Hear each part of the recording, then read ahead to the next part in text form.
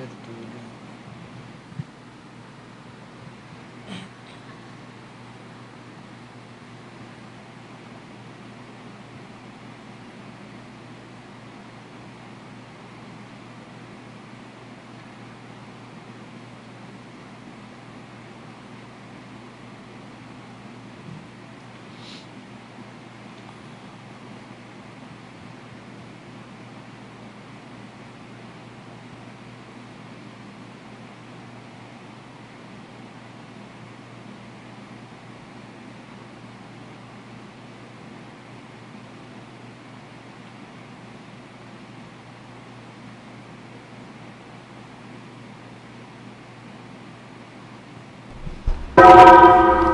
Tertúlia.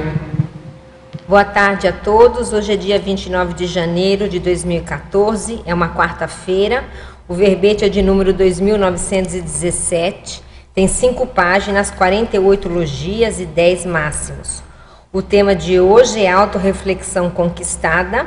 A especialidade é neopensenologia. A nossa verbetógrafa é a Jacinta dos Santos, que aqui está sentada junto com a Rosa hoje. Então nós temos uma dupla de doutoras, uma defendendo e a outra junto, né? Jacinta, ela é graduada em Geografia, ela é mestre e doutora em Geografia Humana, ela é voluntária da Conscienciologia desde 2004, é docente desde 2010 e é tenepsista desde 2005.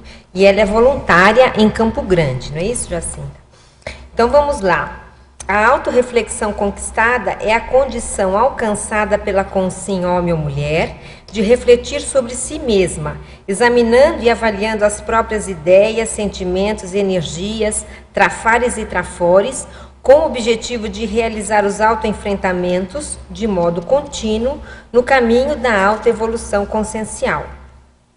O holopensene pessoal da interação com a multidimensionalidade, o autoesforço da consciência em manter os pensenes sadios, a retilinearidade autopensênica.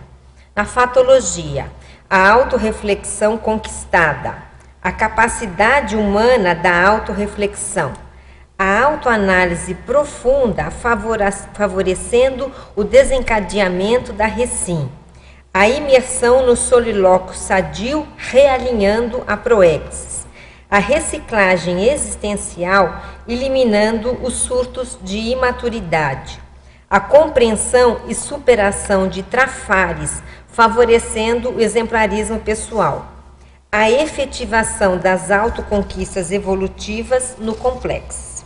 Na parafatologia, a percepção reflexiva da sinalética energética alavancando a proexis, a autovigilância energética ininterrupta, o autocomprometimento multidimensional, entre outros temas. Nós chamamos a atenção aqui na argumentologia. A verbetógrafa traz 5 condições básicas para gerar e manter a linearidade da autorreflexão. Na remissiologia, nós temos autodialética evolutiva, autorreflexão de 5 horas, paradoxo da autorreflexão, pensenosfera e silêncio autoesclarecedor reativo. A autorreflexão conquistada pela consciência lúcida resulta do emprego da vontade, autodiscernimento e intenção cosmoética, compondo a base do nível teático da inteligência evolutiva. Você está consciente da importância da autorreflexão conquistada, sincera e profunda no combate aos surtos de imaturidade? Já empregou alguma técnica de autorreflexão?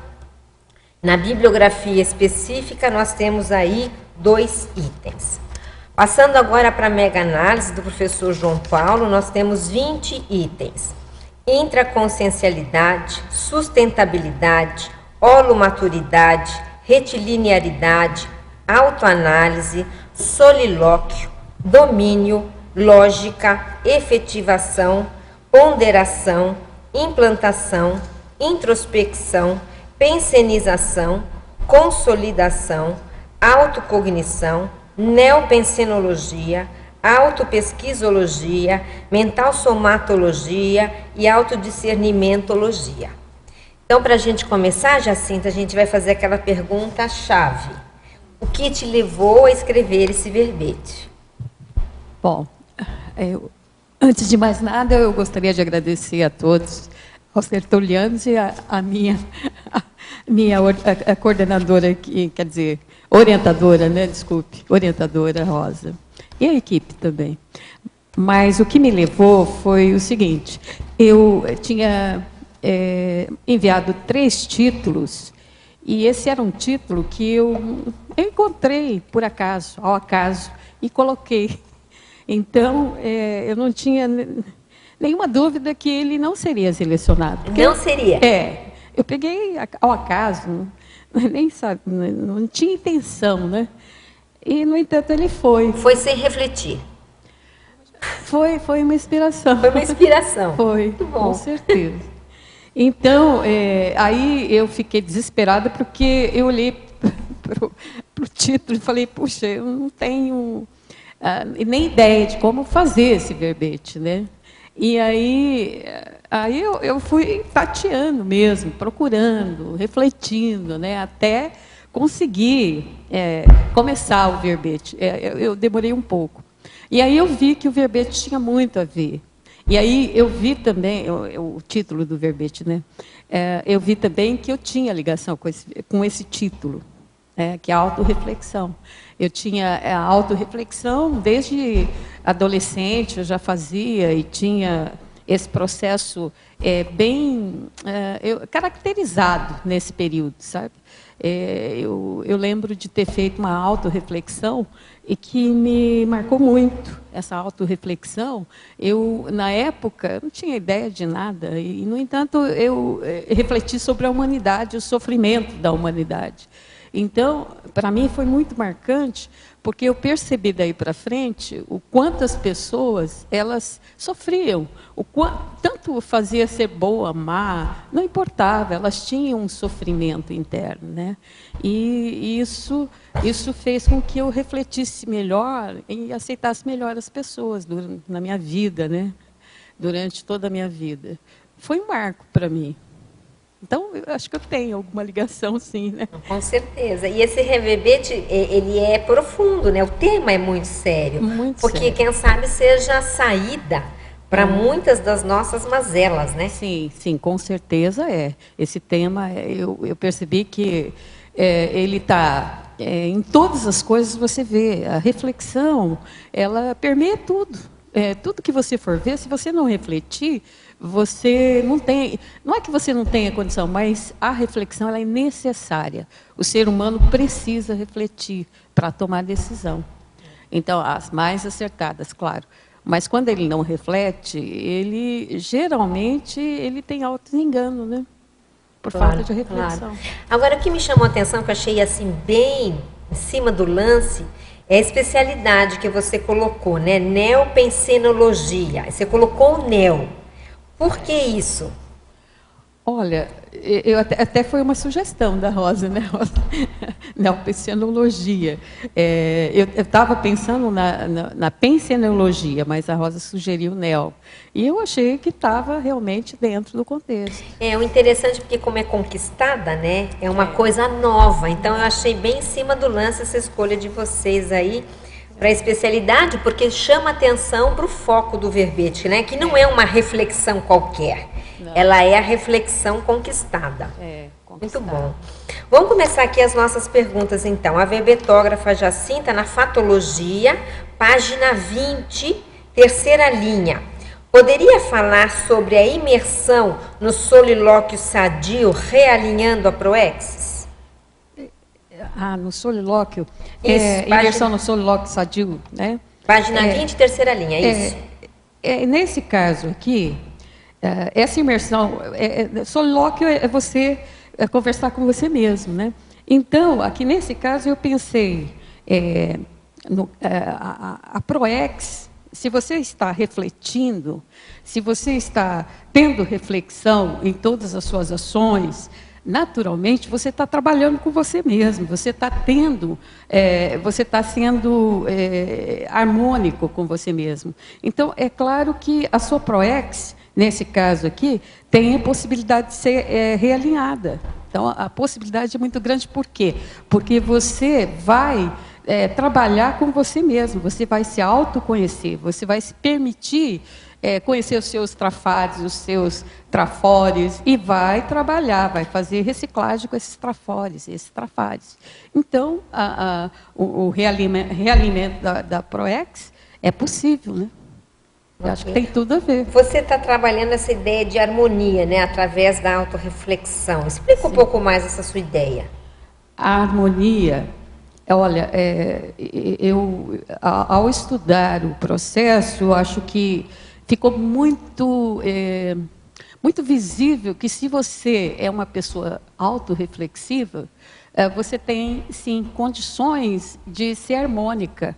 Por quê? Porque você vai estar atenta aos seus trafares, e você vai tentar combater esses trafares. E nesse processo, esse trabalho interno, que é muito sério, vai te levar a essa harmonia, sim. Sabe? É interessante você trazer isso, porque uma pessoa, às vezes, ansiosa, ela, para fugir da ansiedade interna, ela corre para fora. Isso. E, na verdade, você está trazendo essa ideia que é o inverso. E ela, às vezes, acha que refletir vai aumentar a ansiedade, mas não, vai diminuir. Não, vai diminuir, com certeza. Porque ela fica mais próxima dela, né? Ela se interioriza. Mas aí é necessário o autoconhecimento, né? Claro. Ela está se autoconhecendo. Se autoconhecendo, trabalhando com seus trafares e trafores, senão é meio difícil, né? Muito bem, então, Fatologia, página 20, quarta linha. Como a reflexividade autêntica é capaz de impulsionar a mudança de patamar evolutivo para melhor da consciência? Quarta linha na primeira página. Certo, já achei. É capaz de impulsionar a mudança do patamar evolutivo? Olha, aqui é capaz, sim. No caso aqui, a mudança do patamar evolutivo, com a reflexividade autêntica, olha, foi realmente o que eu falei anteriormente, mas vamos lá. Na realidade, vai acontecer porque você está fazendo um trabalho com você, você está fazendo esse trabalho autorreflexivo, então tem toda a condição de chegar nesse processo de mudança, né? Do patamar evolutivo. Ô, Jacinda, vou apimentar uma pergunta aqui para você. Você acha que há mudança de patamar evolutivo sem reflexão? Eu acho difícil. Eu não tenho gabarito para afirmar que não ocorra. Mas, pelo que eu percebi, é difícil ocorrer. Por quê? Porque a pessoa, se ela não refletir, se ela não tem essa autorreflexão, e ponderar sobre todas as suas atitudes, como que ela vai alcançar essa mudança de patamar? Não tem como. Não há, assim, por empurrão da vida. Não tem. Você não pode achar que as coisas vão acontecer por milagre, né? Não tem como. Exatamente. Rosa, quer falar? Eu queria que ela comentasse aqui a diferença entre autorreflexão e autorreflexão conquistada. Porque, assim, na hora que você começa a fazer autorreflexão, como você está informando, eu concordo com você, você descobre trafales e trafores. Mas essa conquistada, ela te dá um continuismo, não é? Eu queria que você comentasse sobre isso, a importância do que é, de fato, para uma pessoa conquistar esse estado de autorreflexão permanente. Eu queria que você comentasse, se você puder. Certo. Olha, eu acho que, nesse caso aí, a pessoa vai estar numa escala evolutiva já superior, porque ela chegou nesse ponto de ter uma autorreflexão conquistada, ela vai ser já uma pessoa que chegou a um nível, na escala evolutiva, superior ao que nós estamos aqui, né? Eu acredito que sim. Por quê? Porque ela vai estar o tempo todo num processo de autorreflexão. O tempo todo, nesse processo de autorreflexão, ela tem que estar numa escala mais evoluída, né, do que ela estaria aqui. Então, é um processo que eu acho que a pessoa vai galgando esse processo. Ela vai galgando até chegar nessa conquista. Aí eu não posso definir em que escala vai estar, mas realmente eu percebi que tem que ser. Sim, mas para nós, assim, pobres mortais, a gente pode usar isso como uma técnica, né? Ah, sim.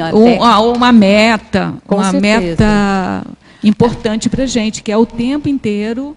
Não, inclusive... É um contínuo, é um modo de viver, né? Como você fala. Isso, é um modo de viver, sim. E é uma necessidade que as pessoas se voltem para esse processo. Eu acho que, como técnica, ela é fundamental, de você tá realmente buscando esse tipo de técnica no seu dia a dia. Agora é interessante que hoje de manhã na mini tertúlia, quem estava presente, ouviu o professor Valdo falar alguma coisa assim, acho que foi hoje. Faz 50 anos que eu não passo um dia sem pensar no mental soma. Você estava? Eu estava. Exatamente o tema de hoje. E é exatamente o que você está falando aí. Exatamente, porque é mental somático. Porque é a continuidade. Você conquista esse patamar, que é o que você está querendo trazer, não é isso, Jacinto? Exatamente. E é mental somático, né? É um trabalho total. Mental somático. Total. Muito bem. Então, na patologia, página 20... final da penúltima linha, como podemos otimizar a manutenção da autolucidez na vida cotidiana cercada de tantos mata-burros? Esse aqui é o pulo do gato agora. Certo. Na vida cotidiana, né? Isso. Isso daqui, como eu estava pensando nesse processo de a autorreflexão continuada, então eu pensei nessa manutenção da autolucidez. Para você ter uma autorreflexão, a lucidez vai ser fundamental. Então, à medida que você vai trabalhando com a autorreflexão, você vai melhorando a autolucidez. Perfeito. E vai, na vida cotidiana, você vai o tempo todo usando esse processo. É o que nós queremos, é tudo de bom, né? Se nós conseguirmos isso, vai ser muito bom. Quer dizer, é o esforço, que nem você falou, não é milagre, né? Não é o esforço diário de estar ali. Olha, aí é preciso a pessoa ter muita concentração e muita e procurar ter lucidez mesmo, né? Ela se concentrar, querer usar a vontade dela, né? Usar realmente os trafores mais que ela tenha de persistência, né? Para conseguir manter esse processo no dia a dia. Eu vejo assim. Muito bom. Então, na página 23, exemplologia, primeira linha, autorreflexão conquistada mínima. Após essa reflexão, se ainda houver pontos cegos, as sinaléticas de mal-estar seriam gatilho para a percepção dos mesmos? Vou repetir, tá? Na autorreflexão conquistada mínima, após fazer essa reflexão, se ainda houver pontos cegos, as sinaléticas de mal-estar seriam gatilho para a percepção dos mesmos? Ela fez uma pergunta sobre a exemplologia. A mínima. Mínima, né? Então, eu acho que, nesse caso aqui, os fatos, levando em conta os fatos intrafísicos vivenciados, eu acho que sim, né? Nesse caso. Porque, pelo que ela está dizendo aí... ela está querendo dizer assim, eu faço a reflexão, mas pode ser que sobrou ponto cego sobre a minha realidade. Para eu enxergar esse ponto cego, o mal-estar seria um fator? Quando eu sinto mal-estar, eu vou perceber o ponto cego? Olha, eu acho que sim, é possível, que aí você está sentindo esse mal-estar, vai fazer com que você observe, se auto-observe, né? Então é possível, sim. Eu acredito que sim. Tá certo, porque aí é aquela coisa que incomodou, né? Se incomodou porque há um traço intraconsciencial que ainda precisa ser trabalhado. E se a pessoa ela está buscando, né? Ela vai ver o incômodo, ela não vai deixar passar. Então ela vai realmente procurar sanar aquele problema, né? Perfeito. Mabel. Oi, pois não, pode ir. Eu tenho um exemplo que aconteceu hoje de manhã, aproveitando que você está falando sobre isso. O trabalho hoje de manhã, na construtora, estava muito puxado. Chegou uma hora que eu não conseguia mais raciocinar. Embolou. E aí eu comecei a passar mal. Aí eu parei. Senão, gente, não vai dar. Aí parei, fui lá na frente, tomei um café, relaxei, trabalhei energia, porque a gente não consegue. Parece que a coisa trava e não vai. Aí dei uma parada, daí deu para refrescar e aí voltar. Né? E aí eu queria te perguntar também sobre isso, na página 3. Você traz aqui na listagem autopesquisologia. Não sei se você já falou, cheguei um pouquinho depois, sobre a introspecção. Aí, não. Não? Não. Se puder falar um pouco mais da introspecção. É 23, né? Ah, tá. Certo. Isso, na lista.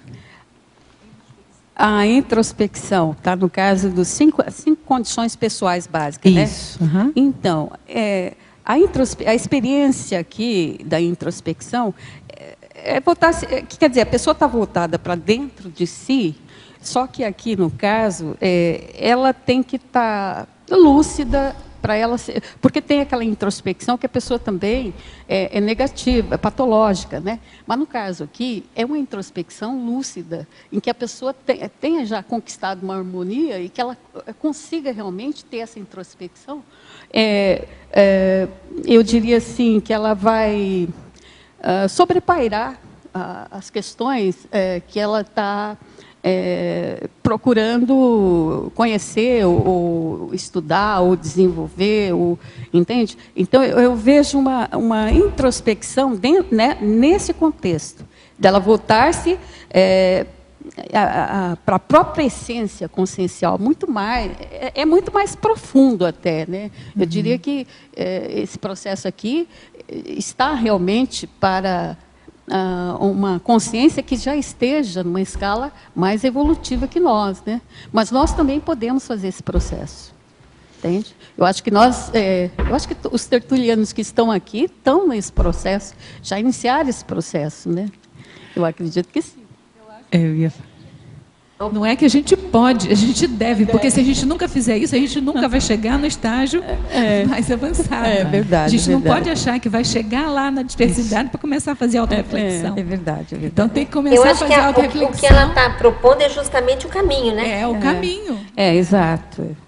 É isso. E eu também queria aproveitar que a autora aí, vocês estão aí, queria que você falasse do livro que você colocou aqui no referencial da Mabel, Profilaxia das Manipulações Conscienciais, a relação da pesquisa aí do livro com seu tema. Desse livro, né, da Mabel. Olha, esse livro, para mim, foi muito importante, porque ele trouxe alguns conceitos sobre autorreflexão que não só me fez refletir sobre o tema, mas também foram fundamentais para mim mesmo, né? Para essa introspecção interna minha. Então, nesse sentido que eu vi. Mas ajudou bastante no processo aqui de conceitos, que eu não estava entendendo muito claramente a autorreflexão, sabe? Tá. E principalmente porque esse conquistado aí era um ponto complexo, sabe, para entender. E quando eu encontrei alguns quesitos, conceitos, né, que é o certo, no livro da Mabel, eu compreendi esse ponto do conquistado, sabe? Porque realmente fica meio complexo para você entender com profundidade. Mas eu não sei se eu entendi ainda, porque à medida que eu fui descobrindo esse conteúdo da autorreflexão, essa profundidade, aí eu fui percebendo, né, que estava permeado em tudo, que eu podia abarcar muito mais, entende? Que eu não tinha percebido a extensão. Por quê? Porque ele é muito mental somático. Ok. Olha, como? A Rosa está perguntando como, né? Que conceito a Mabel colocou no livro dela que te fez entender melhor a autorreflexão? Como? Olha, no caso aí, foi realmente... eu não lembro, assim, foi uma falha eu não trazer o livro, mas eu não lembro os detalhes, mas eu lembro que o que me fez refletir foram aqueles conteúdos que estavam voltados para a questão da mental somática, onde se falava sobre a autorreflexão como processo mental somático, mas também que era algo do interior da pessoa, que você tinha que fazer uma autorreflexão, tinha que conhecer você primeiro, tinha que aprofundar-se em você mesmo, entende? Então, esse processo que era fundamental no que eu achei escrito, pelo menos na escrita dela, sabe? Na verdade, a autorreflexão, ela é profilaxia dos nossos erros, né? Mais ou menos, eu acho que eu falei alguma coisa disso no livro. E a manipulação é um grande erro, e para você deixar de ser manipulado ou de manipular, é a reflexão sobre os efeitos daquela postura que é amplamente equivocada e contra o fluxo do cosmos. Acho que foi por aí que você foi, né? Foi. E quando você começa a pensar, você fala, nossa, mas isso é uma grande bobagem, ser manipulada ou manipular. É porque a pessoa começa a refletir sobre o problema de holocarma, causa e efeito. E aí, realmente, todo o sistema de valor dela é invertido. Ela é invertido, né? Porque essa coisa do causa e efeito é muito forte sobre a pessoa. Fala, Roda. Eu começo a compreender o motivo, né, pelo qual você teve assim, um embate com esse título e por que o amparador te inspirou esse título sem você perceber. Porque assim, na academia a gente é voltada para estudar tudo o de fora.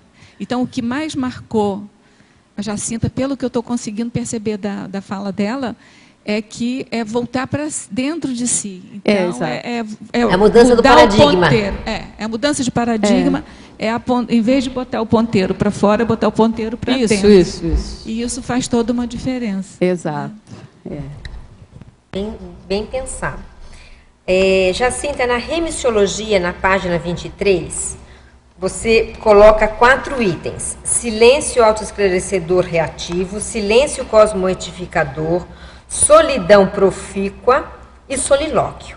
Aí a teletertuliana pergunta: como discriminar os silêncios citados do ruminar pensênico patológico assediador? Como discriminar o silêncio do ruminar pensênico patológico autoassediador? Olha, essa pergunta me pegou. É complicada. Essa pergunta é fácil hoje.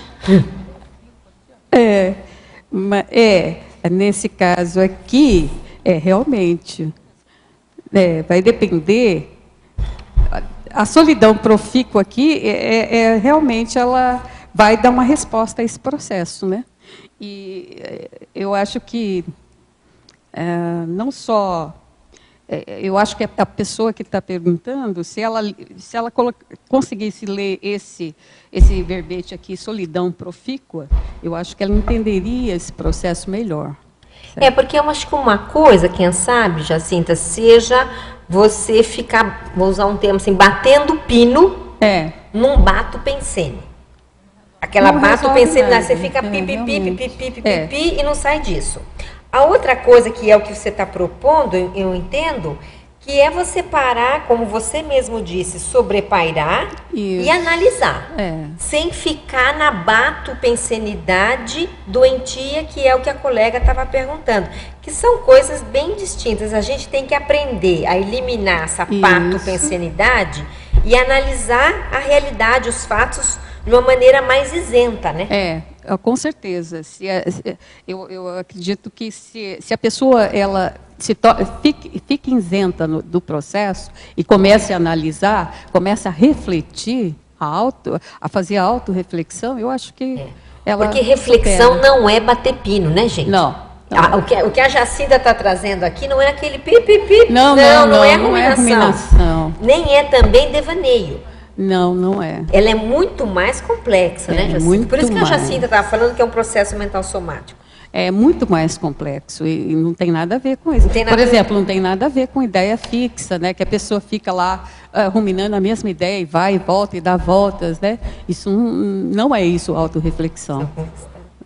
Tanto é que é profícua, né? E outra coisa, tem que trazer resultado. Se deixar Com a pessoa certeza. mais parada do que ela já está em crise, Não, ela não trouxe resultado nenhum. não resolveu nada. Uma pessoa que tem autorreflexão, ela é uma pessoa extremamente produtiva, é uma pessoa harmonizada com ela mesma, com a natureza e com as pessoas.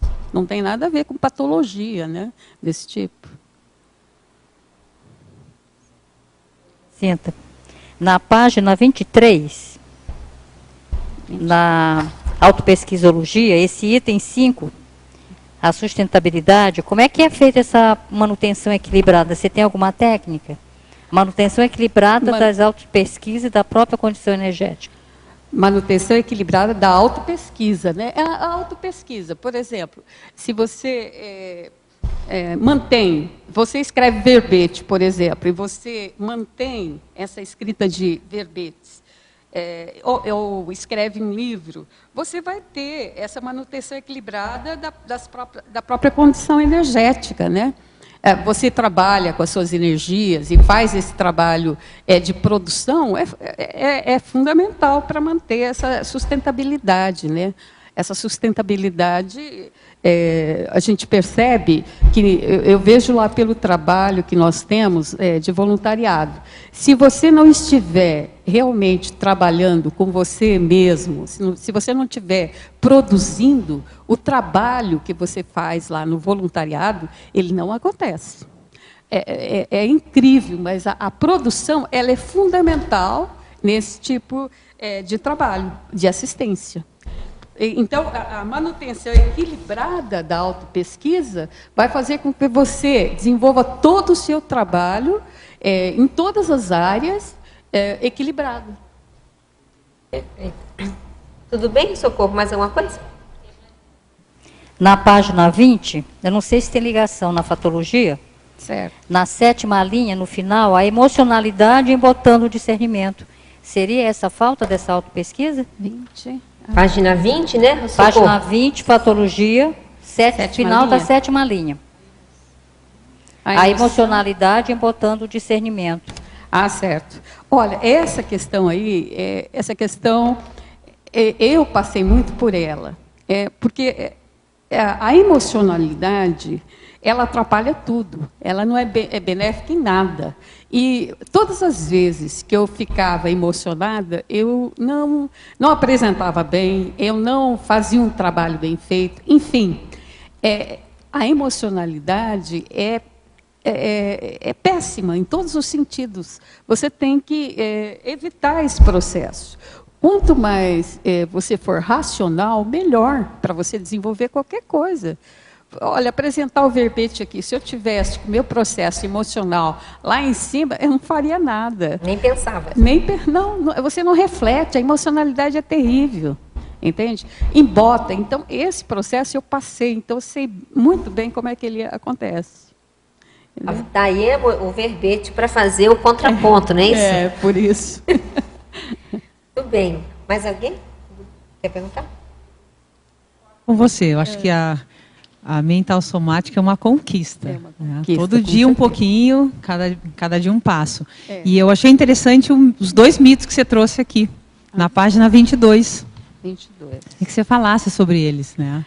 Ah, certo. A mitologia, o mito da mudança de patamar evolutivo, sem autorreflexão? Isso. Olha, realmente, sem autorreflexão, eu não acredito que aconteça. Difícil, né? E por isso que eu coloquei aqui. Não tem como. Você não vai chegar, a não ser assim, a pessoa que fica sonhando, imaginando, e esperando um milagre, né? A Mega Sena, né? A Mega Sena evolutiva, no Mega caso. Sena evolutiva. O dia do bamburro evolutivo e meus trafares, pá. Hã? Oi? Da virada evolutiva. Chegou o dia hoje, tchau, mudei. Exato, é só nesse Vai caso. esperando. Só nesse caso. Agora, o mito de quem pensa muito, esquenta a cabeça e enfraquece o cérebro, Isso é bom. esse mito aqui é um mito bastante usado, né? Principalmente, eu via isso muito, eu acho que atualmente nem tanto, mas antigamente se usava muito. Por quê? Porque as pessoas não estudavam, então fugiam da escola, e esse era um mito muito usado no interior de São Paulo, em Mato Grosso do Sul. Estudar muito enlouquece. Estudar muito enlouquece. Então, você via isso... Torra a cabeça. Você via isso muito frequentemente. E eu, que fui professora, via isso com os meus alunos, até na faculdade. Eu cheguei a escutar uma vez uma pessoa falando assim, ela estava muito contente, ela falava assim, eu fiz toda a faculdade, não precisei estudar. Não, você achando o máximo. Você achando o máximo. Nem precisei comprar livro também. Nem precisei comprar livro, consegui diploma, não comprei você nenhum achando o livro. máximo. Então, você vê como que está distorcido isso, né? Distorcido, alunos falando, para quê, professora? Para que ler tudo isso? Não, isso é comum. Isso esquenta a cabeça, para quê? Então, você vê a banalização, né, do conhecimento. Isso aí. Obrigada. Na primeira página... Oi, tem mais algum? Na primeira página, final da 5ª linha, fatologia. Poderia expandir a autorreflexão sendo aporte contra o determinismo tecnológico? Eu estava esperando essa pergunta. Você ficou feliz, que eu vi que você sorriu. Eu estava esperando. Olha, é o seguinte, essa questão eu pus, porque eu encontrei esse livro aqui, obrigada, Sociedade Excitada. Mostra esse livro, isso, para o pessoal, isso. Não dá para ver porque é muito claro. Para cá mesmo. Se você mostrar para mim, aparece. Desculpa. Mas ela é Sociedade Excitada. É. Filosofia da Sensação. Filosofia da Sensação. O autor é o Christopher Turk. Acho que é Turk mesmo. É um alemão que escreveu sobre esse livro. Então, esse livro, eu percebi o seguinte, é um livro de filosofia, né? Ele trouxe para mim a realidade da questão da falta de autorreflexão na sociedade atual e embotada, quer dizer, essa falta de reflexão é devido ao uso indevido dos meios de comunicação. Então, os meios eletrônicos, até coloquei aqui meios eletrônicos, determinismo eletrônico, que isso aqui é meu, ele não tinha colocado, fui eu interpretando o que ele dizia, eu coloquei. Mas por quê? Porque hoje, atualmente, as pessoas usam celular, usam a internet, usam TV, celular, tudo, e a TV, né, a mídia, tudo junto, e as pessoas não têm tempo elas não param para refletir, e, aliás, elas ficam o tempo todo. Tem gente que conversa com você com o celular ligado, às vezes até com 2 celulares. Pior que é. Essas pessoas, elas ficam alienadas, então elas têm uma alienação que chega ao sofrimento. Então, é um processo que, segundo o Turk, está causando sérios problemas. A gente não tem, nem imagina ainda, a seriedade desse processo. Por quê? Porque essas pessoas, elas nem percebem o tanto que elas não estão mais raciocinando, entende? Elas chegam ao ponto que ele disse que uma pessoa ela não consegue mais nem fazer uma resenha de um filme. Ela não consegue fazer. Tal é a distração que ela vive com esses meios eletrônicos. Isso está alterando até a forma de vida e o cérebro das pessoas. Eu não vou entrar nesse detalhe, até porque eu não tenho gabarito para isso. Mas, realmente, o processo é mais sério do que a gente imagina. É porque as pessoas, eu também penso, que elas, aquele clique o tempo inteiro, elas desaprendem a raciocinar sobre aquilo que ela clicou. Isso. Então, a coisa vai chegando de uma maneira tão rápida e tão instantânea que não há um processamento interno sobre o que ela está lendo. Exato. Ela São não- pílulas que vão jogando na cabeça e ela vai assimilando.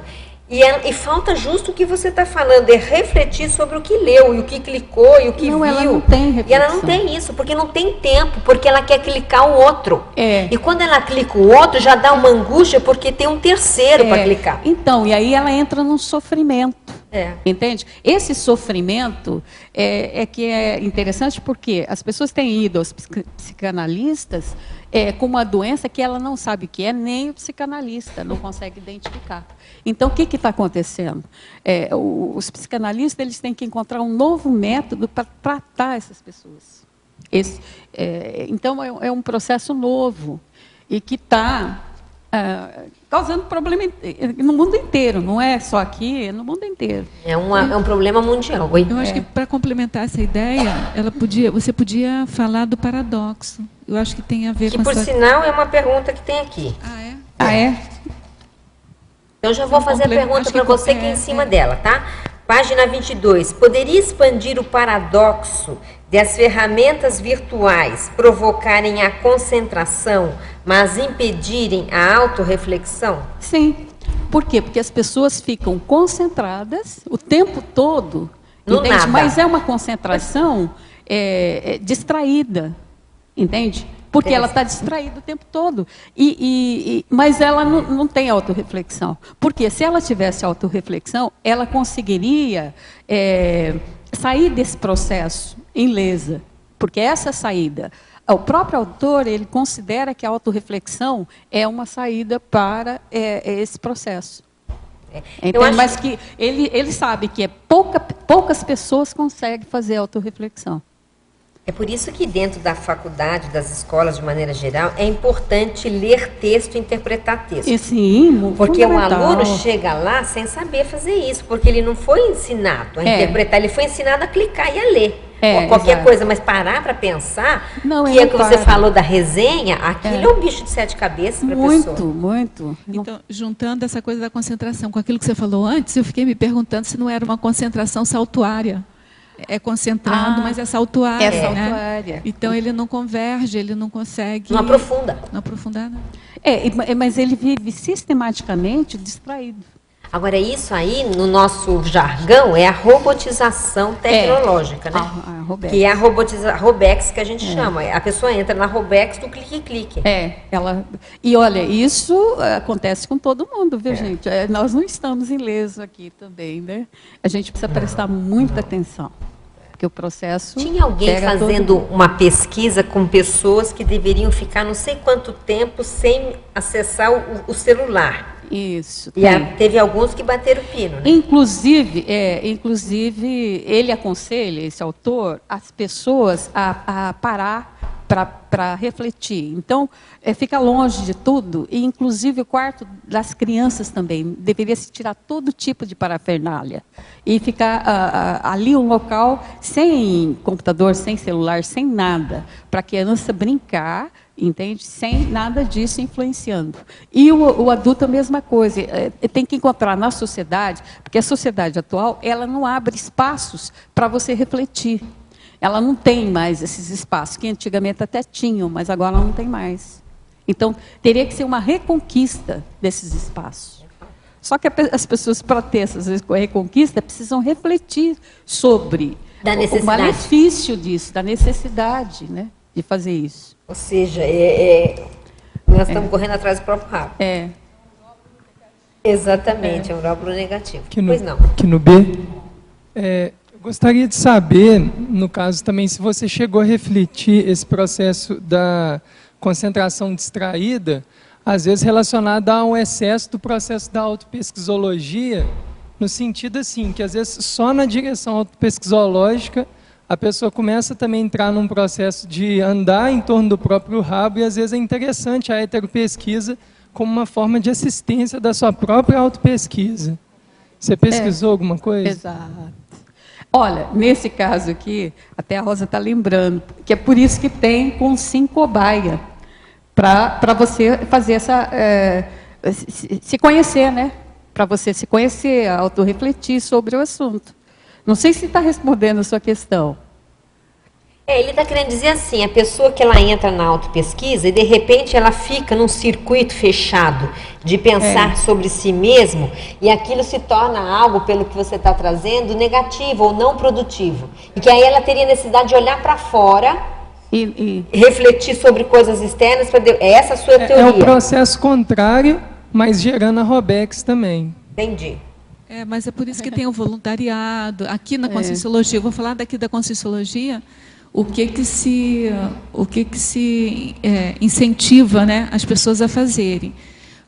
Claro, em primeira mão, a autorreflexão e a autopesquisa, mas também a questão do voluntariado, a questão da produção e de vir aqui defender o verbete, para se colocar a cara a tapa, para escrever um livro, para poder virar vidraça. Em resumo, são essas questões assim que vão tirar a pessoa do autoconforto do círculo vicioso, né?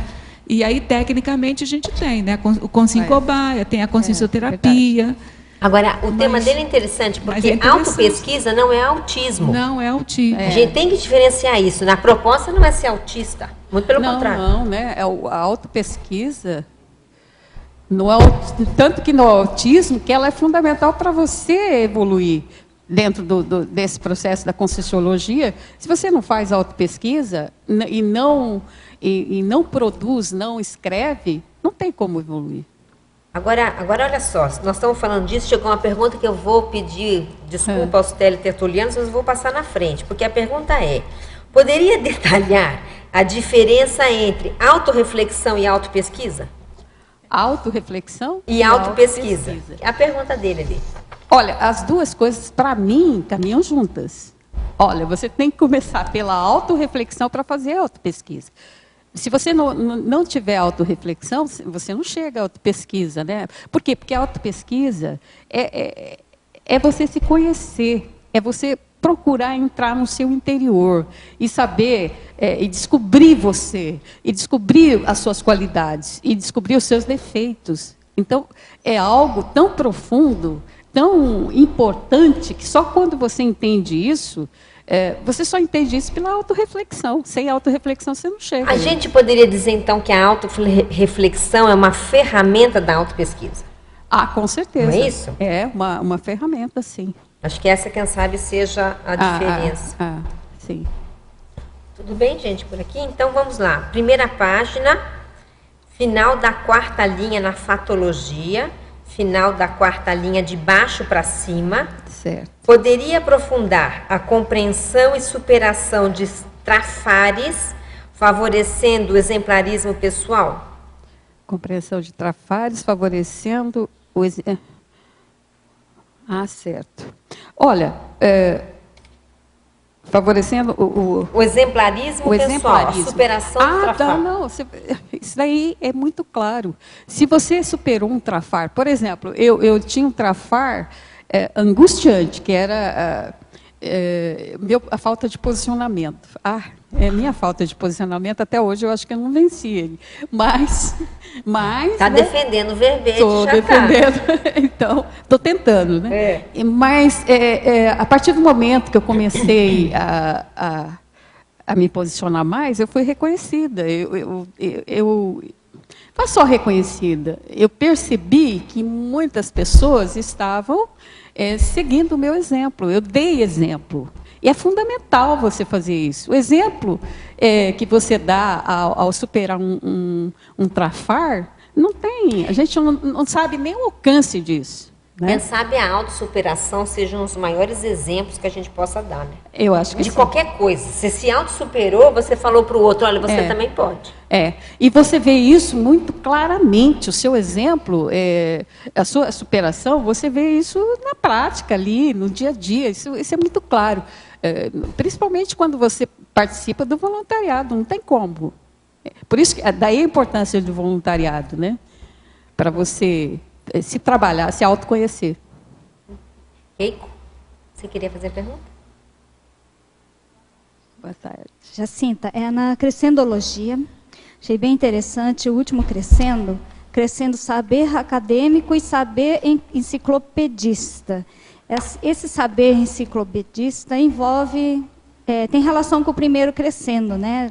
Tem a autovivência e neoideia, né? Então eu gostaria que você comentasse. Crescendo...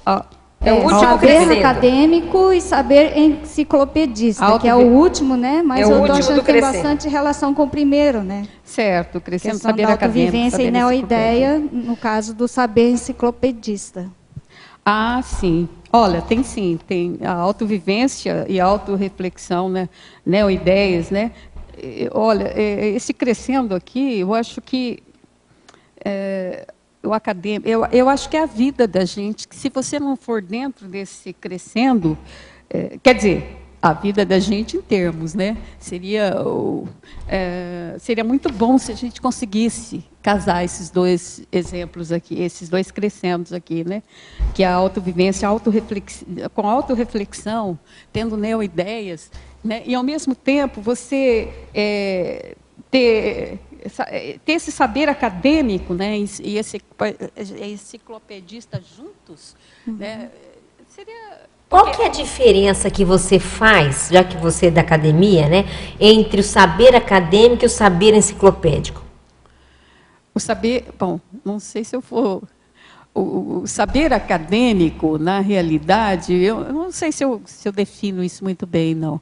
Olha, o acadêmico é aquele conhecimento que você tem uma especialização numa determinada área. É uma restrição, ele é restrito, né? E já o enciclopédico né, é bem diferente. Eu acho que ele abarca um conhecimento muito amplo. Ele é mais generalista. E é mais generalista, não tem? Agora, nesse caso aqui, eu pensei assim, no caso que você perguntou, é para a vida. Por exemplo, eu tenho um conhecimento, pelo menos acadêmico, né? A pessoa faz a carreira dela acadêmica, mas junto ela vai desenvolvendo também esse processo autorreflexivo, né? Essa questão, ela vai tendo esse crescendo aqui, da autovivência, de autorreflexão, tendo neoideias. Isso daí... tudo que a gente... ampliação, né? Com visão de conjunto maior, né? É ampliação. Informações, né? Você vai tendo essa ampliação, um processo. Aí, com certeza, essa pessoa que conseguir isso, ela já vai estar conquistando a ProEx dela, vai desenvolver, não só isso, né? Ela pode ser uma pessoa desperta até, né? Nessa vida. Né? Obrigada. Não sei se eu respondi. Na página 22, em antagonismologia, segunda linha, poderia expandir o antagonismo afetividade real, afetividade idealizada? Olha, aqui no caso, eu pensei na afetividade real, que você tenha essa afetividade real diferente da idealizada, porque a idealizada ela é baseada, eu acredito que é baseada em sonho, né? Na pessoa querer desenvolver um sonho, desenvolver alguma coisa nesse sentido, de estar buscando algo ainda baseado, eu acredito que na magia, né? Em buscar coisas ainda muito distantes, entende? Agora, a afetividade real, não. Ela vai trazer a pessoa para o contexto do dia a dia, racionalmente, né, compreendendo essa afetividade, que não tem nada a ver com aqueles amores idealizados, aquelas paixões. Não, é algo mais sólido, racional, compreensível, né? Entende? Que a pessoa, nessa vida, só vai ajudá-la. Não vai dispersar a vida dela em questões banais, né? Acredito que nesse sentido. Bom, ok. A verbetógrafa ou a professora Mabel. Tem o registro de sinaléticas de um período em que estava muito assediado. Se estudá-las, ficarei assediado? Dentro da mesma pergunta. Como fazer o registro de projeções assediadoras e das sinaléticas de assédio sem evocar futuramente ao relê-las? Ah, certo. Olha, a sinalética, pelo que entende de sinalética, você tem que fazer são sinais que você tem que estudar profundamente, porque não são sinais simples, são sinais que envolvem tanto aqui a vida intrafísica como a vida extrafísica. Então, é um sinal do amparador que vem. Você vai receber aquele sinal e para cada situação é um sinal. Então, a sinalética, ela tem que desenvolver com muita, eu acredito assim, a pessoa tem que ter muita vontade e tem que ter muita percepção e estar centrado nesse processo mesmo, para que ela desenvolva, né? Mas eu não entendi o fim. Ele quer saber, essa pessoa, no caso, ela quer saber se ela notar a sinalética de assédio, se ela ficar fazendo registros de sinaléticas de assédio, depois de um tempo, se ela for reler essas anotações, ela vai voltar a ficar assediada? Aí eu vou responder. Eu acredito que sim. Ou acho que eu vou responder, depende dela. Gente, depende de cada um, entendeu? Porque... Agora, dentro dessa coisa de parapsiquismo, tem assim aquela frase clássica, né, do professor Valdo, que é assim, quem não tem banca não. Como é que é? Quem não tem competência não põe em banca. Então, é assim, se a pessoa já está com medo antecipado de ficar assediado porque anotou, é porque alguma coisa ela ainda tem que trabalhar dentro dela. Exatamente. E não entrar nessa história por hora. Vai anotando. Quando a pessoa tiver mais autoconfiança, ela volta a esses assuntos. Enquanto ela está com medo, mostra que existe ainda alguma fragilidade. Isso aí é uma hipótese, né? Agora, Mabel, o que eu lembro, assim, eu não sei que tipo de assédio ela está se referindo, mas assim, não é bom colocar nome de pessoa se for o caso de envolver, conta a coisa em si. Mas eu penso que seja importante, porque a sinalética é uma sistematização de dados. Então, ela tem que estar anotando, senão aquilo vai passar desapercebido. Daqui a pouco ela esquece. Claro. Mas não é anotar nome de pessoa, se for o caso de ter pessoas envolvidas. Para não fazer evocação, mas é anotar a coisa em si. E aí, com a repetição daquilo, ela vai ver o padrão dela, e aí vai... Porque senão ela nunca vai chegar na profilaxia. Agora, eu acho que ela tem que agradecer, eu digo, porque ela fez a pergunta, mas todos nós devemos agradecer as nossas sinaléticas de assediadores, porque são eles que nos ensinam. Eles que nos ensinam. A maioria das nossas... Não é isso? A maioria a maioria não percebe nada, nem que está assediando. A maioria dos nossos favores são de assediadores. São de assediadores. Então, agradeça, porque você está aprendendo. Pisa nos calos, que é o que a Jacinta estava falando no começo, né? Se você percebe alguma coisa que incomoda, é porque você tem algo a ser trabalhado ainda, né? Tudo bem? Então, olha, primeira página, fatologia, segunda linha, de baixo para cima. Poderia comentar a homeostase holossomática provocada pela Recim? A homeostase holossomática provocada pela Recim? Sim. A Recim é reciclagem, né? Reciclagem existencial. A reciclagem existencial profunda, ela sim vai provocar a homeostase. Por quê? Porque você tem um impacto tão grande nesse processo e você é um trabalho seu, interno, entende? Do seu interior, é tão marcante que você vai dar, sim, homeostase. E tanto que eu coloquei, porque eu já senti esse processo. E como eu senti, eu achei importante, né, colocar. Lembrando que essas reciclagens é justamente isso que você está falando, é a intraconsciencial, é lá dentro, da pessoa, que deve ser em prol do equilíbrio, senão não é uma reciclagem intraconsciencial. Senão não tem impacto nenhum, né? Claro. E principalmente se a pessoa escreve, apresenta, né? A superação. A superação é muito maior, né? Página 20, que é a primeira página, parafatologia, segunda linha. Poderia aprofundar sobre os extrapolacionismos parapsíquicos pessoais? Sim. Os extrapolacionismos pessoais, olha, eu não tenho tantos assim, nem tive tantos, mas esse extrapolacionismo ocorre principalmente no caso de reciclagem. Pelo menos no meu caso, foi não digo que foi assim o máximo, mas eu tive um extrapolacionismo mais relacionado a isso, à reciclagem existencial. Então, eu penso que pode ocorrer em outros casos, com certeza ocorrem, mas nesse caso eu posso dizer que foi muito importante para mim, né, porque entendi mais o meu caso, né, pude compreender melhor e pude superar aquele traço que eu tinha, né, muito arraigado, entende? Agora, essa pergunta veio a calhar em função de que o extrapolacionismo, para ser aproveitado, ele exige reflexão, né? Exige. Não é isso? Porque senão passa batido. Passa. E aí a pessoa nem você percebe. nem percebe, exato. Que teve extrapolação. Se não tem autorreflexão, não consegue perceber. Não consegue. E ela vive um ou outro, vários extrapolacionismos, sem nem se dar conta de que ela está tendo experiências novas, não é isso? Exato. Oi, Rosa? Só um minutinho que a Rosa.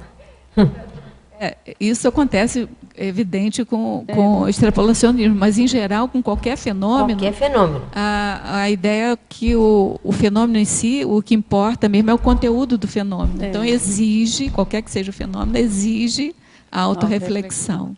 Essa autorreflexão conquistada vai ser, assim, a nossa meta. Nós vamos colocar lá no memorando. Tem que botar lá no memorando. Memorando, autorreflexão conquistada. É uma boa. A verbetógrafa poderia fazer um cotejo entre autorreflexão e procrastinação? Às vezes, refletir tanto sobre algo pode cair na autocorrupção de empurrar com a barriga? Olha, se for autorreflexão sincera mesmo, não, isso não acontece. Agora, eu acho que você está se referindo à pessoa que fica pensionizando de forma negativa ou fica, no caso aí, só pensa, não age, não tem ação nenhuma sobre o processo. Então, aí, realmente, ela fica empurrando com a barriga, entende? Mas isso não é autorreflexão, porque a autorreflexão não leva você a esse processo. A autorreflexão, ela é um processo interior, do interior da pessoa para dentro, entende? Ela te dá a solução, ela não vai te deixar sem uma solução. E a solução, da autorreflexão, ela te força, não é que ela força, mas é tão consciente, entende? Que você já sabe as ações que você vai ter que fazer, vai assumir para realizar o seu intento. Então, você vai para a autorreflexão querendo fazer autorreflexão e não querendo pensionizar, devanear, etc. Isso é outra coisa. Agora você vê que a consciência é complexa, né? A ideia que a pessoa traz aqui é uma ideia bem válida, de a pessoa, vamos dizer assim, evitar assumir compromissos com a desculpa santa ou correta, aquela desculpa correta de estar refletindo. Acho que é mais ou menos isso que ela está querendo, essa pessoa está querendo trazer aí. Depoimento meu aqui, uma casuística minha. Eu fiz várias consciencioterapias, né? Mas numa delas foi identificado exatamente isso. Eu levantava e eu achava que isso era um barato, assim, era o mais assim que eu tinha de valor. A ponderação. Que assim, eu levantava tantas hipóteses de uma mesma questão, entendeu? Viva a matemática, né, Rosa? Só da matemática. Que assim, eu não chegava, em geral, a uma conclusão. E a consciencioterapia me ajudou nisso, que é um desvio da autorreflexão. Eu pegava um problema e eu levantava todas as hipóteses. Quando eu via que tinha que ir por um caminho, eu ainda levantava mais outro, entendeu? Porque várias hipóteses podem ocorrer, e isso não me levava a lugar nenhum. Como é que você trabalhou isso, Rosa? Já que essa pessoa está perguntando aqui. Então, assim, o que eu comecei a trabalhar? A primeira ideia é prestar mais atenção nos primeiros insights, assim, nas primeiras informações que eu tinha.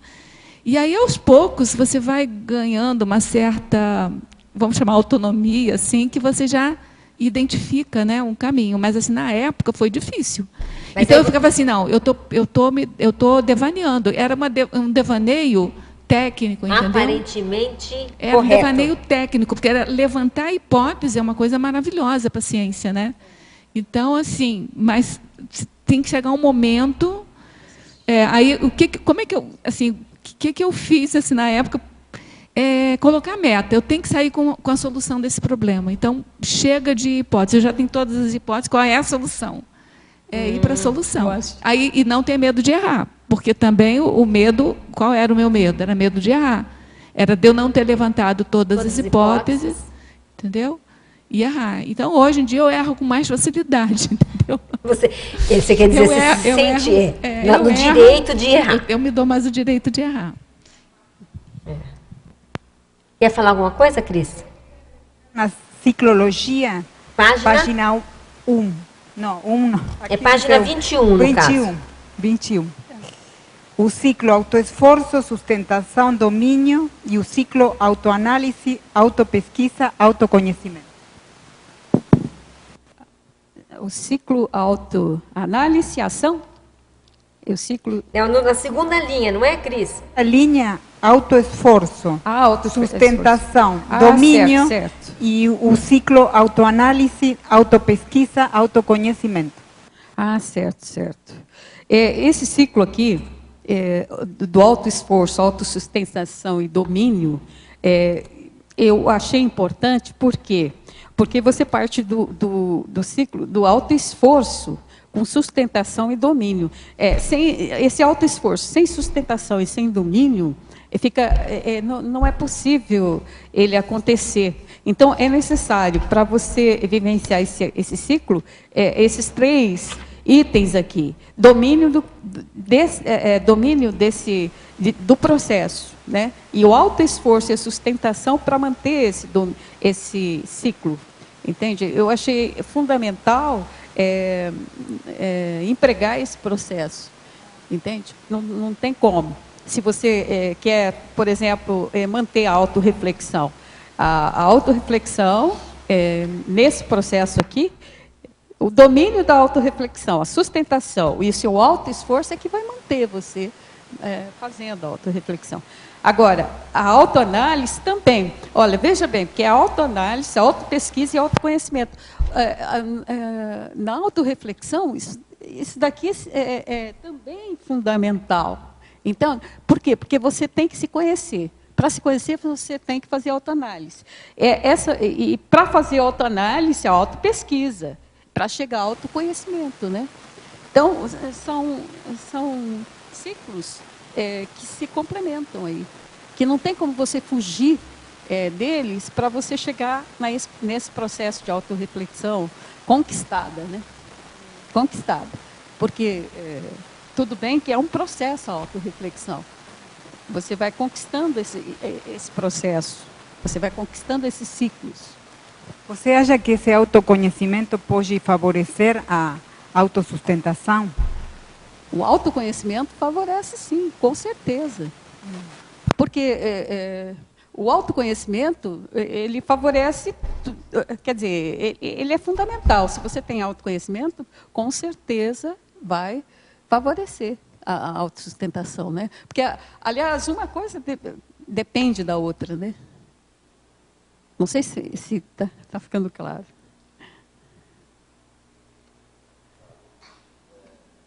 Na teoriologia, na página 21, a primeira teoria aí é a questão dos veículos ensinados nos CIPs, né? Os 4 corpos, né?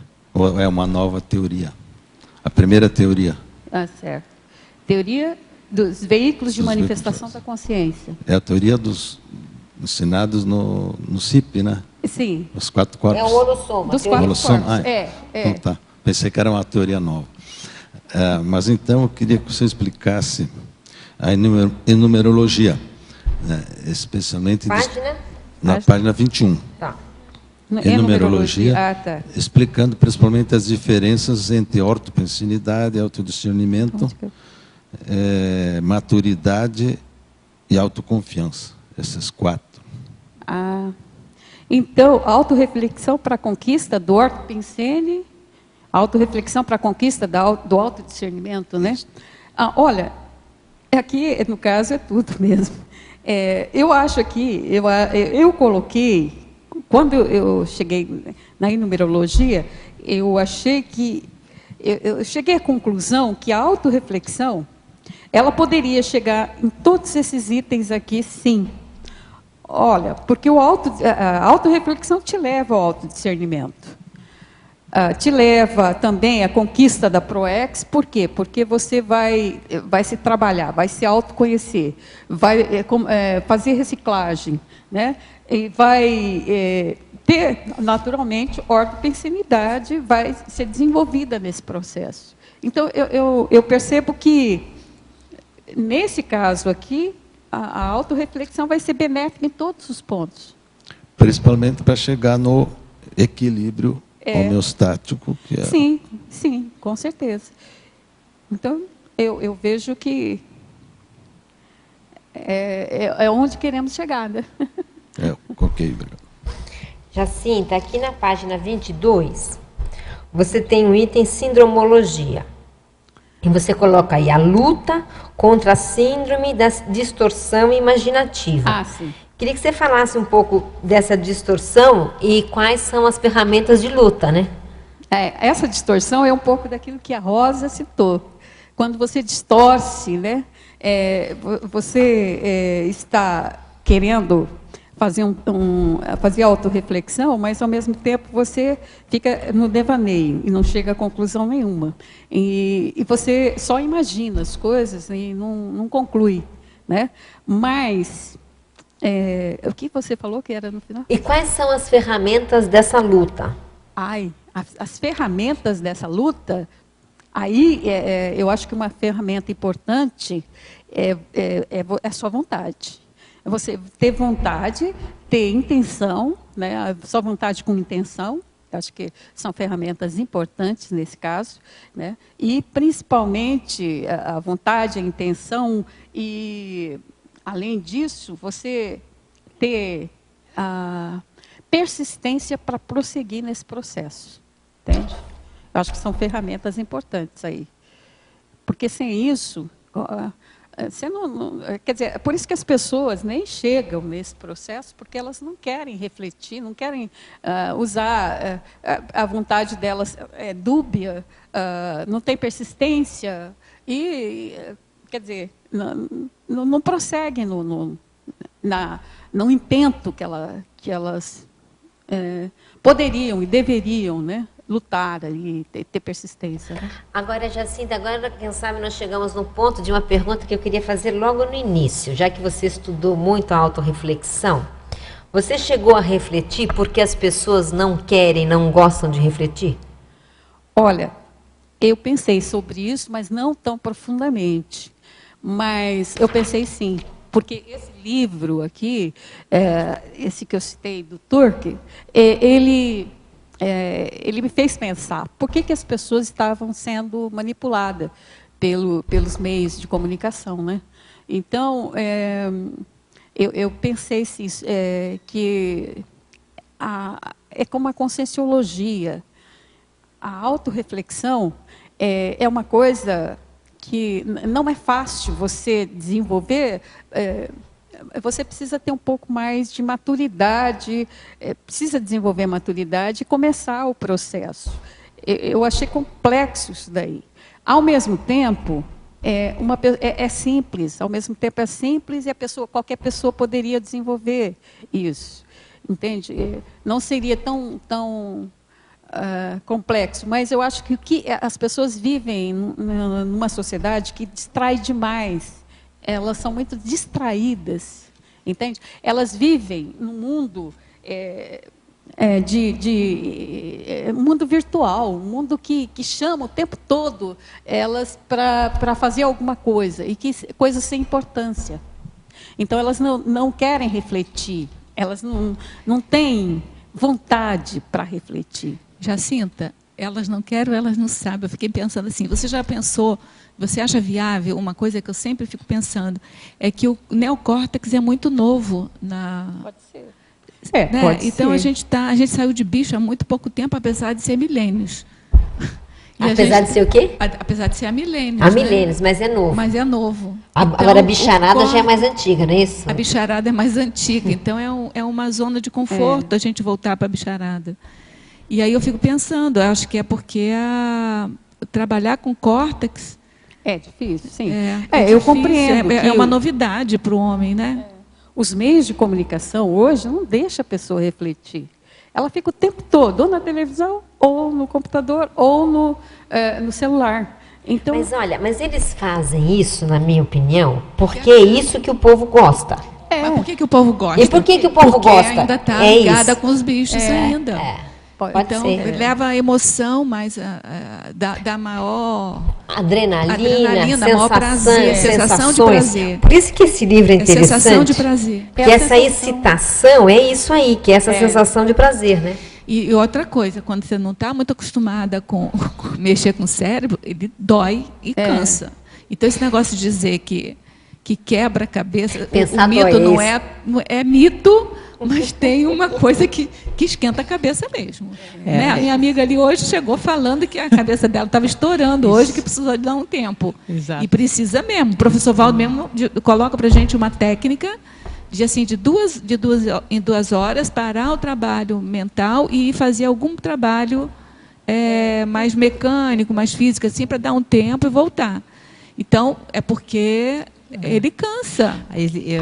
E nessa linha, Rosa, é interessante você falar, porque a pessoa ela precisa de passar por camadas, é como a casca da cebola, né? No início, a pessoa vai ter sono, vai cansar, vai ficar lá 5, 10... Para quem não está acostumado a escrever ou a refletir, 15 minutos é uma vida. A pessoa para, 15 minutos, ela muda toda a rotina. Se a gente for imaginar uma pessoa que está sempre correndo, sempre com 2, 3 telefones celulares, bastante superficial, num ritmo acelerado de trabalho, essa mudança de paradigma, mudança de rotina, ela requer um estágio para a pessoa acalmar e convalescência, né? Isso, convalescência, né? Agora tem uma coisa, hein, Fabiana, que a gente também não pode deixar assim, porque senão parece que eu estou a favor de que cansa. Não, é porque a gente também não descobriu ainda a sensação de prazer mental somático. Já descobrimos. Então, entendeu? Porque a hora que a gente sentir a sensação de prazer, aí não é prazer, esse prazer que a gente conhece, né? Uma satisfação. Aí dá o foco. Aí dá síndrome de abstinência do mental soma. Olha, eu percebo isso. Aí eu acho que a gente vai aprumar, entendeu? Mas assim, tem alguma coisa que a gente ainda não atingiu de satisfação, assim, plena, que é gerada pelo mental soma. Agora, é interessante reforçar isso. Aquele prazer, quando você está escrevendo, envolvida, pensando naquilo, o tempo não passa. Quer dizer, passa rápido e você não vê, você não percebe. Né? Esse prazer é... Físico, o cérebro físico cansa. Por isso que a gente tem que parar. Então, é isso que eu acho que a gente tem que descobrir. Sabe, chegar no prazer, assim... A palavra prazer é ruim, né? Mas... Enfim, vamos lá. Mas prazer mental somático. É uma sensação de prazer boa, né, que você sente quando você está produzindo alguma coisa. Essa sensação é indescritível. Então, eu acho que ela deve ser inspirada pelo mental soma. Né?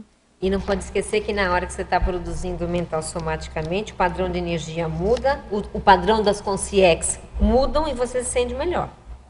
Não é isso? Então, é um círculo virtuoso. E não vicioso nesse caso, né?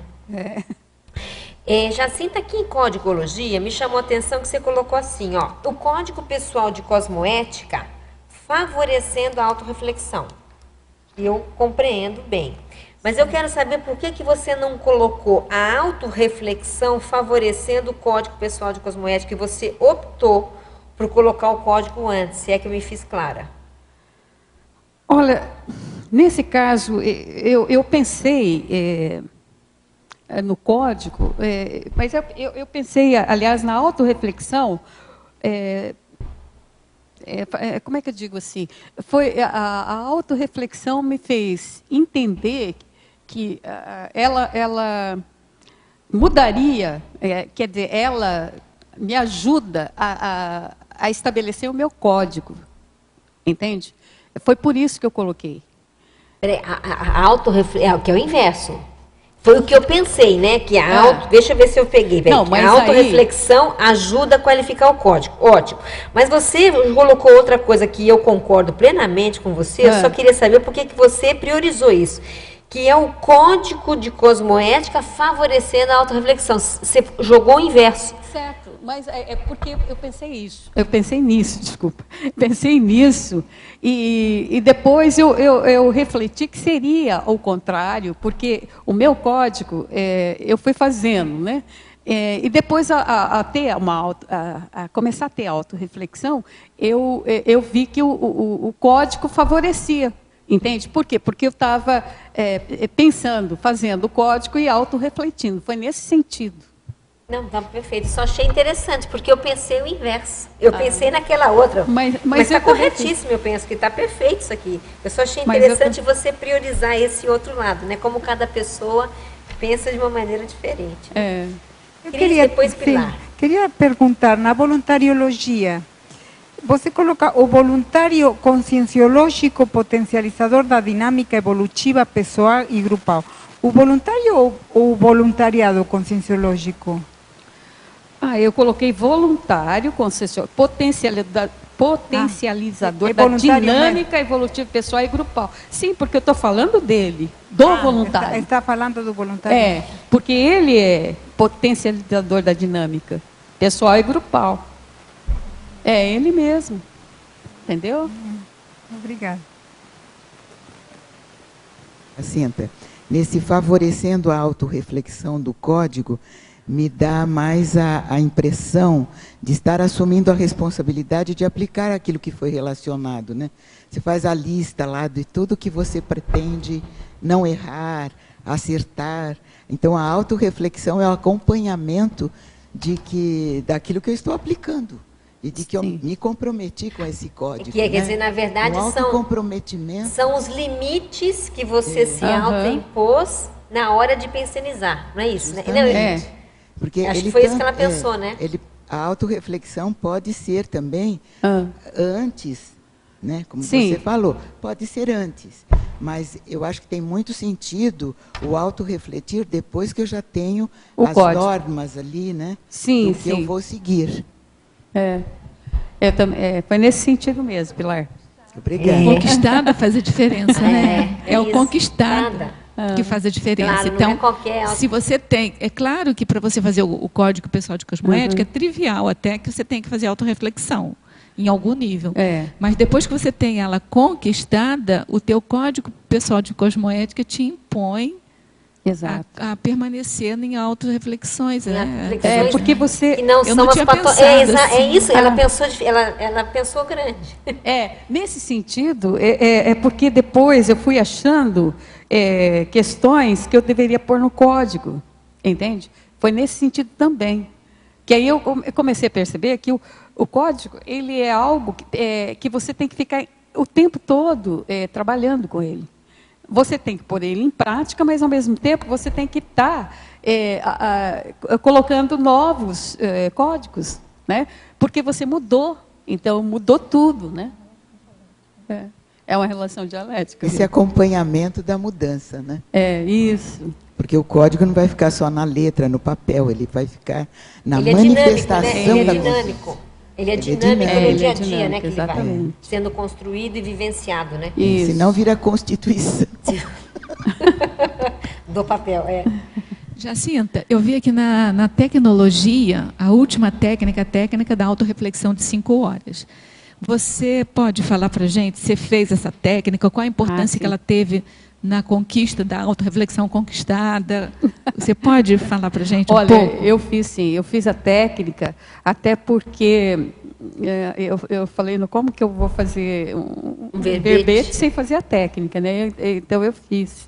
E me ajudou muito, porque eu estava agoniada com esse verbete. Aliás, ele me deixou agoniado o tempo todo. Olha, essa não é a sadia. Não. Então, ela me deu uma paz, uma segurança com o verbete. Eu fiquei tranquila. Então, foi muito bom para mim nesse sentido. Me deu tranquilidade para Por que te deu com tranquilidade? Então, me deu tranquilidade porque eu refleti sobre a autorreflexão. E aí eu comecei a ter ideias sobre a autorreflexão que eu não tinha tido ainda, entende? E aí eu comecei a pensar melhor sobre o assunto, que não é melhor, é a pensar racionalmente sobre o assunto. Ampliou minha visão, entende? Me deu segurança, me deu ampliação de novas ideias, e foi muito positivo. Foi nesse sentido. Pois não. Espera só um pouquinho. Espera um pouquinho. A Jacinta ela é Jacinta dos Santos. Então, a reflexão a levou a um nível de compreensão maior. Compreensão maior. Exato. Tudo bem?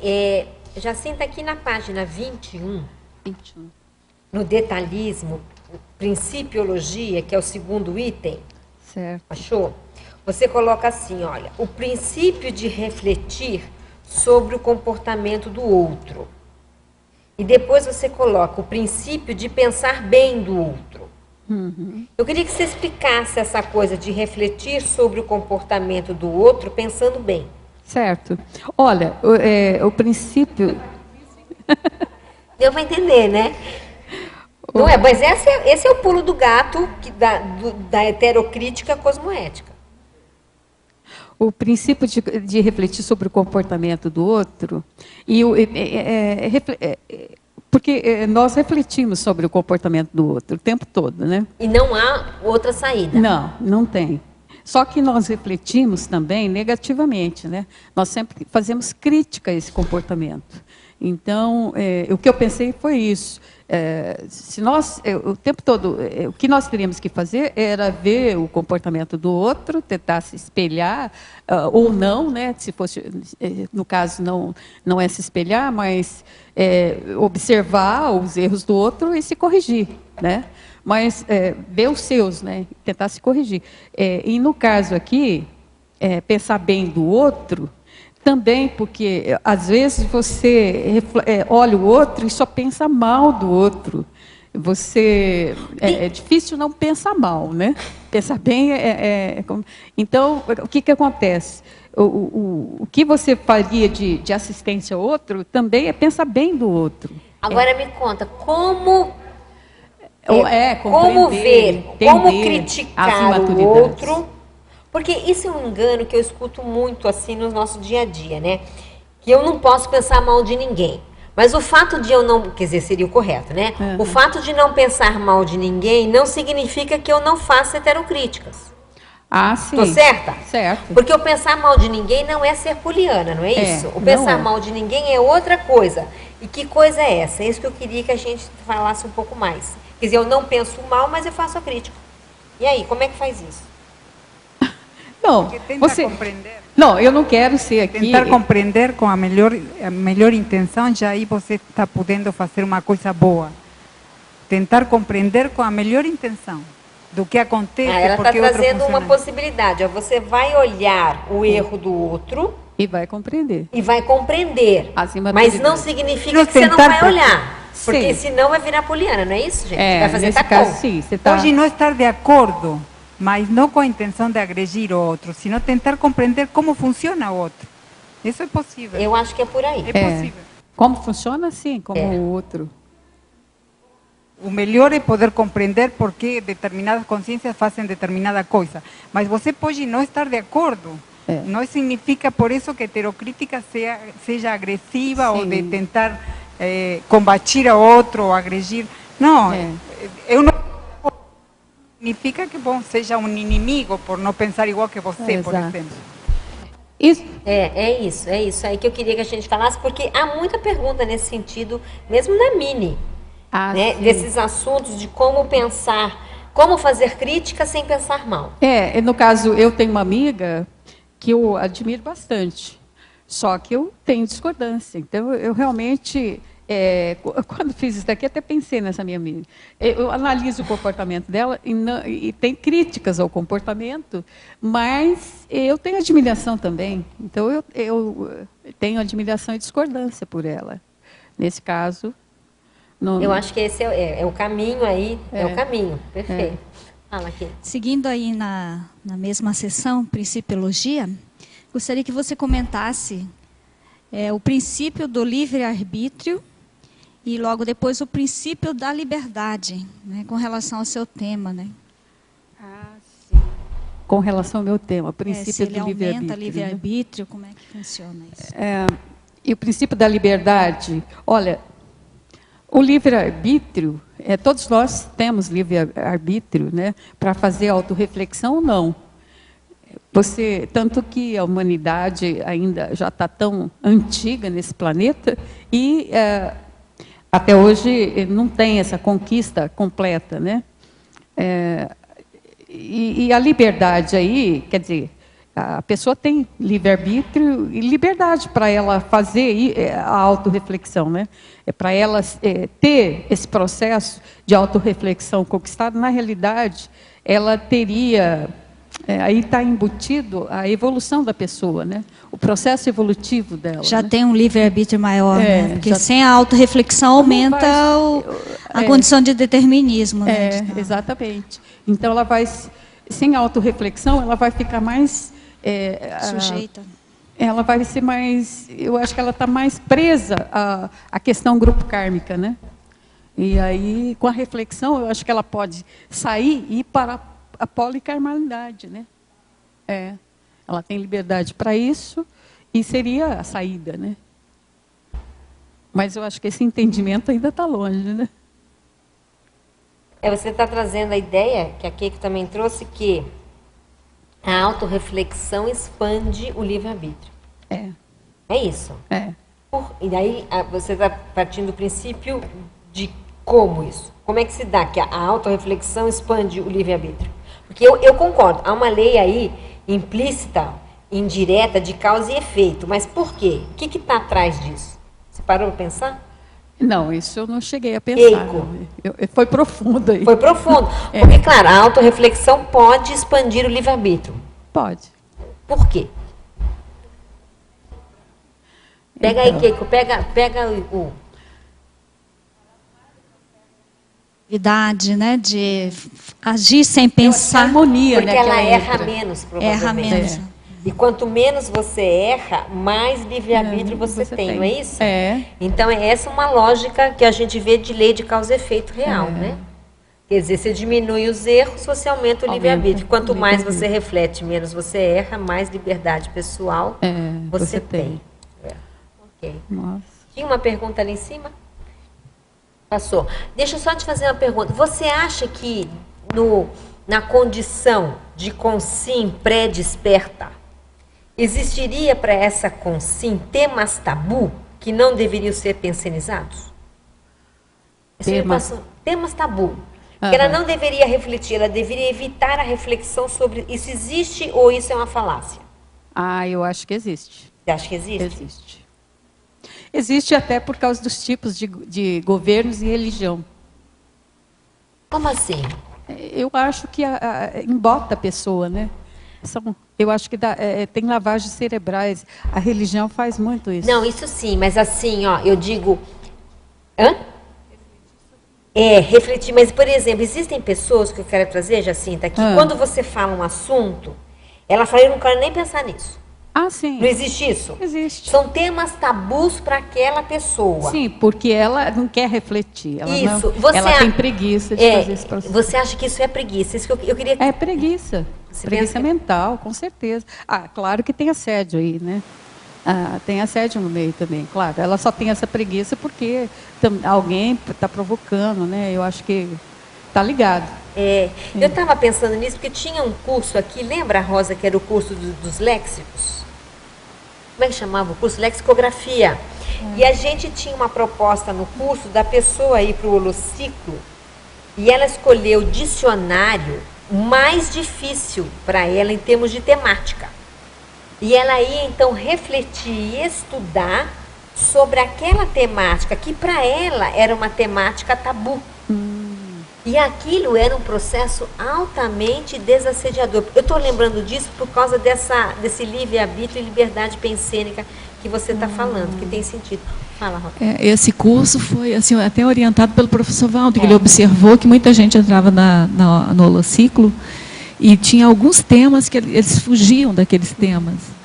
E a ideia é que se pesquise sobre qualquer tema, né? E não se deixe, obviamente, assediar por aqueles temas. Mas aí foi que foi montado esse curso da lexicologia. E é para a pessoa ter liberdade pensênica para refletir sobre qualquer coisa que ela queira, porque é assim que ela vai se autodesassediar, né?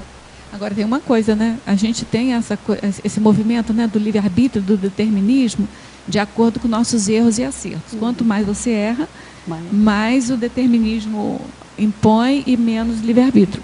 Só que uma coisa é inalienável, que é a capacidade de se pensar, né? Então, eu acho que o livre-arbítrio da reflexão é uma coisa, assim, que todo mundo tem. Mas nem todo mundo sabe. Mas nem todo mundo sabe usar e nem todo mundo tem capacidade de bancar. Jacinta. Só para terminar, eu tenho impressão, Rosa, e Jacinta, que a hora que a pessoa não tem mais nenhum tema que ela se sinta melindrada de abordar, é porque ela já está num nível de desperticidade maior. Alguma gradação de desperticidade assim razoável ela tem. Porque ela supera qualquer pressão holopensênica sobre os temas mais complexos, né? E aí ela tem liberdade para... Isso é uma hipótese minha, mas meio lógica, né? Tem lógica. Ela tem liberdade para... Ela não tem medo de tema nenhum. E aí, então, ela reflete sobre qualquer coisa sem se, vamos dizer, macular, né? E aí ela tem mais, vamos dizer, nível de autodesassedialidade dela é maior. Jacinta, não sei se você já falou, na fobiologia, as fobias inibidoras da autorreflexão. Você poderia falar quais são essas fobias? Aqui, as fobias aqui, inibidoras da autorreflexão, uma delas é a preguiça, né, que a pessoa tem. Ela não quer refletir, ela foge do processo, entende? Mas existem outras ainda, né?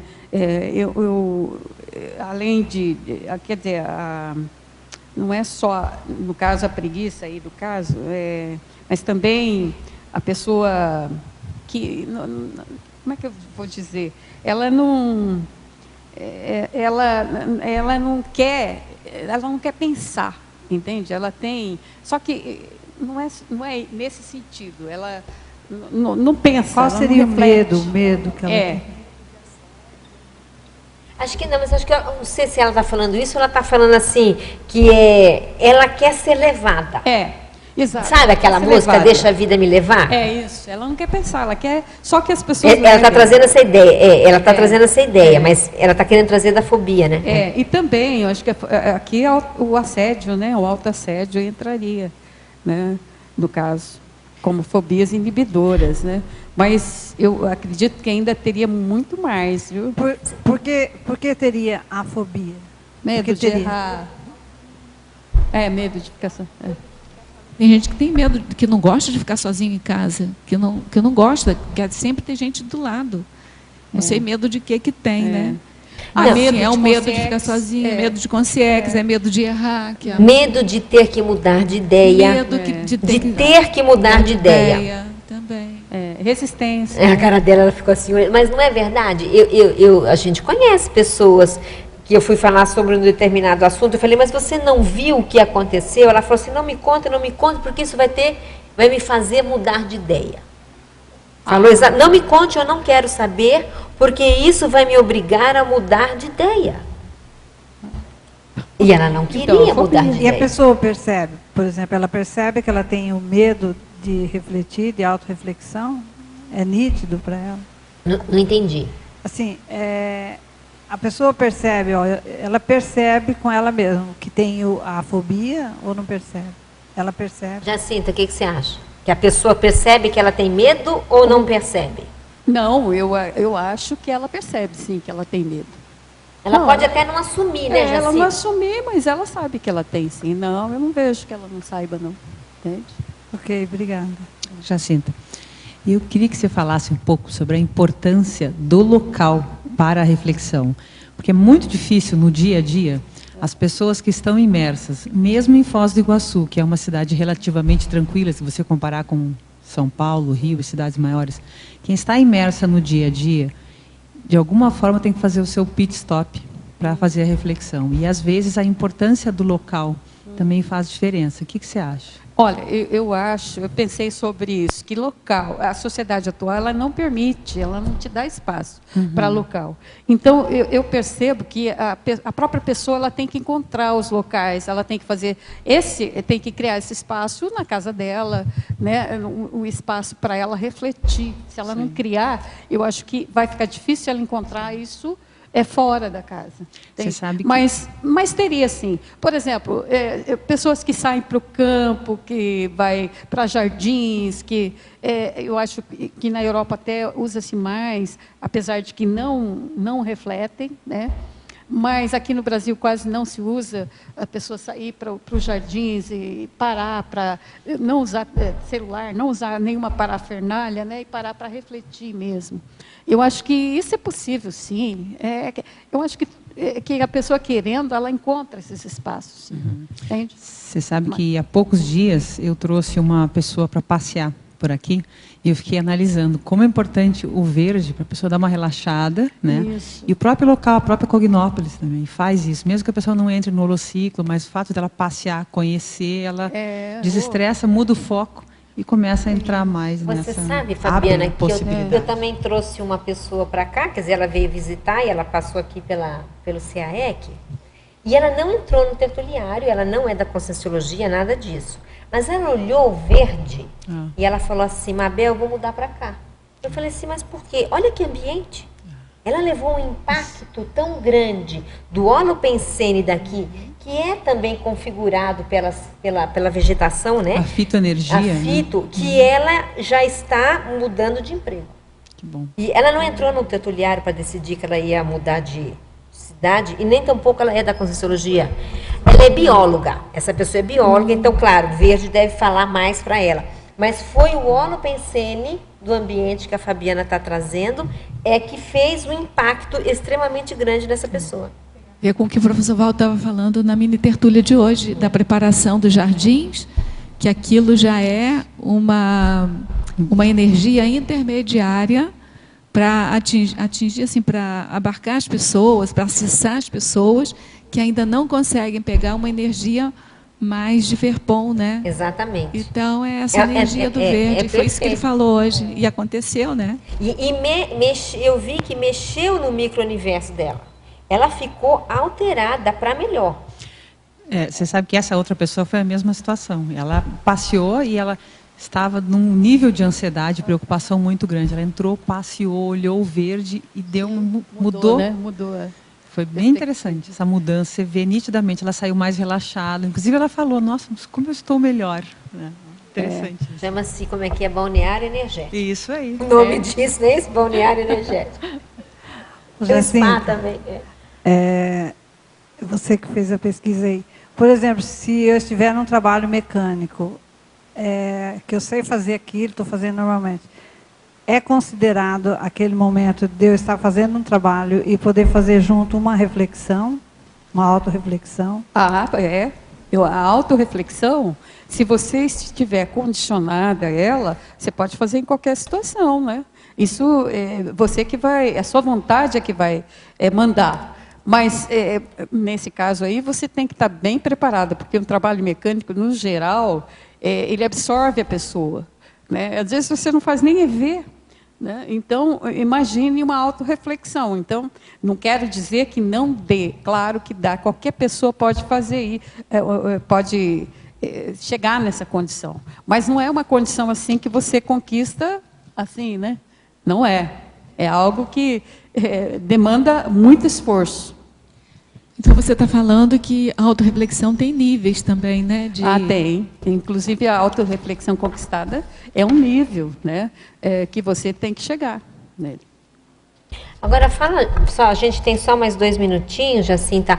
Fala um pouco de uma espécie de um mito que existe, não sei se você concorda ou não, mas as pessoas dizem assim, dentro da pergunta da Fabiana, escutar música me ajuda a pensar. Eu penso melhor se eu tiver uma música de fundo. O que você acha disso? Eu acho que não. Eu acho que isso é um mito mesmo. É difícil. Bom, tem pessoas que acham isso, mas eu discordo. Porque a autorreflexão precisa que você entre dentro de você, né? Então, é bom, é importante um ambiente mais calmo, né? Então, eu não acredito muito nessa questão de que a música vai fazer com que você faça esse processo todo, entende? Eu acho que tira você um pouco do eixo, entende? É difícil. Aí você conseguir chegar nesse nível de autorreflexão. Eu acho que isso acontece, não sei, os professores aqui presentes, os alunos falam muito isso, né? Eu estudo escutando música. Eu tenho a impressão que quem sabe, para eles conseguirem relaxar um pouco dessa agitação. Não é que a música ajude a pensar, mas, de repente, a música relaxa. E ela pode, quem sabe, fazer alguma coisa um pouco melhor do que ela está acostumada. Mas eu também sou dessa opinião, que a melhor reflexão é aquela muda, né? Assim, em silêncio, sem nenhum estímulo externo, porque aí a pessoa chega naquele processo mais profundo da mental somática que o professor Valdo diz, né? Sem isso, eu acho que fica difícil, né? Tanto que muitas autorreflexões que eu fiz até hoje foram assim, à noite ou às vezes à tarde, não tem nada ligado, não tem nada, e você para e começa a refletir mesmo. Sobre um determinado assunto. Pessoal, nós estamos chegando no final. Eu queria deixar um convite aqui para os teletertulianos, aqueles que nunca vieram ao CAEC ou nunca foram em nenhuma Cognópolis, em que existam laboratórios, né? Que a gente está falando de local, e na minha opinião, um dos excelentes locais que nós temos aqui, que também existem outros, para refletir, são os laboratórios conscienciológicos, né?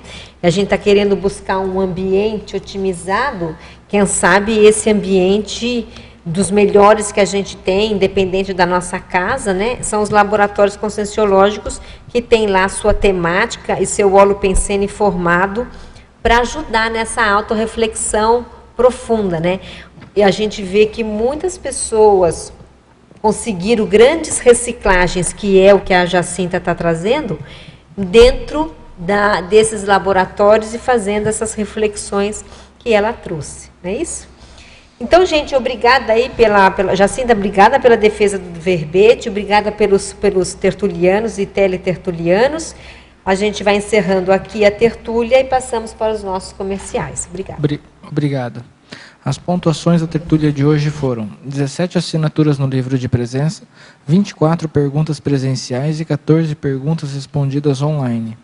Hoje nós temos 4 recados. A Keiko com o programa Verbetografia, a Beatriz com o curso Princípios da Saúde Consciencial, a Cristina com os cursos da IAC e o Alexandre com o Balanço Existencial de 2014.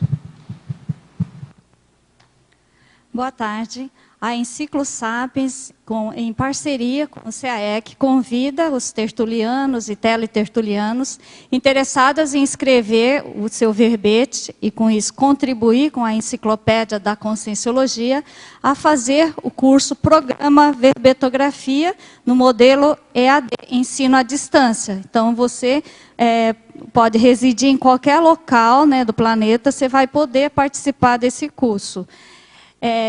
Ele começa no dia 27 de fevereiro de 2014 e esse curso oferece aulas gravadas no ambiente Moodle, que você vai ter senha para acessar e poder assistir às aulas, baixar e assistir às aulas gravadas, quantas vezes forem necessárias, no momento que for possível para você, e também vai disponibilizar aulas online, aulas semanais, às quintas-feiras à noite, onde vai fazer o acompanhamento da sua produção verbetográfica, sessão por sessão.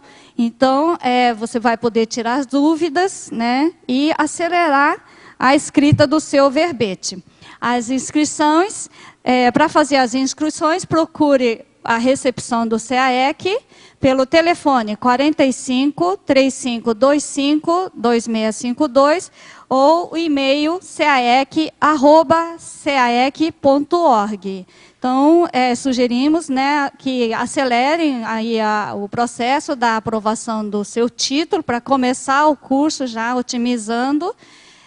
mesmo que não é um pré-requisito, né, não é necessário para você ter o seu título já aprovado para começar o curso. Você pode trabalhar com os professores, as professoras, essa questão aí.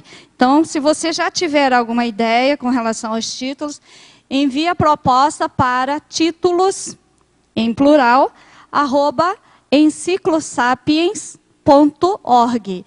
E quem providenciar, né, o seu verbete para enviar para revisão, envie para neoverbetes@enciclosapiens.org. Obrigada. Boa tarde a todos. A OEC convida você a participar do curso Princípios da Saúde Consciencial. É um curso de 4 módulos e ele acontece aqui em Foz do Iguaçu, São Paulo e Porto Alegre. Em Foz do Iguaçu terá início dia 8 de fevereiro. São Paulo e Porto Alegre, 15 de março. O curso Princípios da Saúde Consciencial trabalha com o foco no positivo, na saúde dos participantes. É na saúde além do corpo físico. O quanto os sentimentos e as emoções interferem na nossa saúde e como conhecer melhor a si mesmo. É um curso prático, com todas as etapas da autoconsciencioterapia. A linguagem do curso é acessível, com conteúdos introdutórios, oportunizando pré-requisito para outros cursos. Também o curso promove um aprofundamento em saúde e consciencioterapia, proporcionando solucionar e administrar seus próprios conflitos. Entender melhor quem é você, por que vive essa vida, o que acontece após a morte. É um curso que realmente oportunizará você entender melhor a si mesmo. Maiores informações pelo site www.saudeconsciencial.com.br ou pelo telefone 45 3025 1404. Obrigada. Boa tarde. A IAC convida você ao curso Meta-Desperticidade, que são 4 módulos. O primeiro módulo vai ser 22 a 23 de fevereiro de 2014. Após, os seguintes módulos vão fazer 10 a 11 de maio de 2014, 9 a 10 de agosto de 2014, o mesmo ano, né? 8 a 9 de novembro. O local do curso é Porto Alegre. E os professores que vão ministrar o curso são os professores epicons, Wagner Alegretti e Nancy Tribellato. Ambos dois vêm trabalhando uma década de experiências, de atividades inéditas e inovadoras, elaboradas para ajudá-lo a alcançar a condição de desperticidade. O conteúdo programático totaliza 80 horas de atividades e são avaliações, 4 avaliações holossomáticas e energético-parapsíquicas individuais, 4 módulos teóricos, cada um com 10 horas de duração, 3 tarefas de casa individualizadas, 3 reuniões com o grupo de apoio e um workshop bioenergético e um vídeo discussão.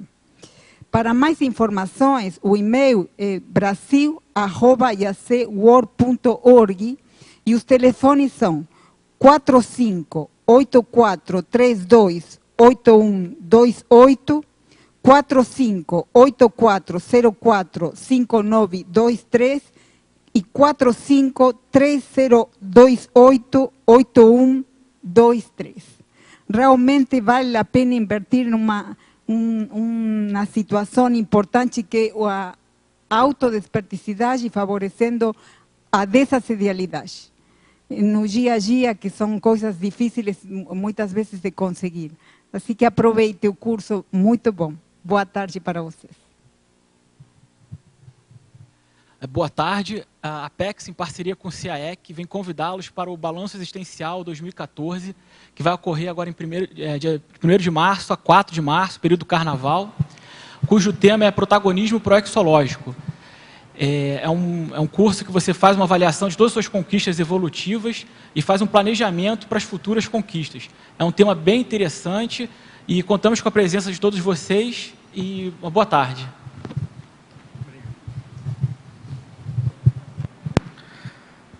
Para amanhã teremos o verbete Travão da Autodesperticidade e especialidade Autoassediologia e o verbetógrafo Alexandre Nonato. Obrigado e boa tarde a todos.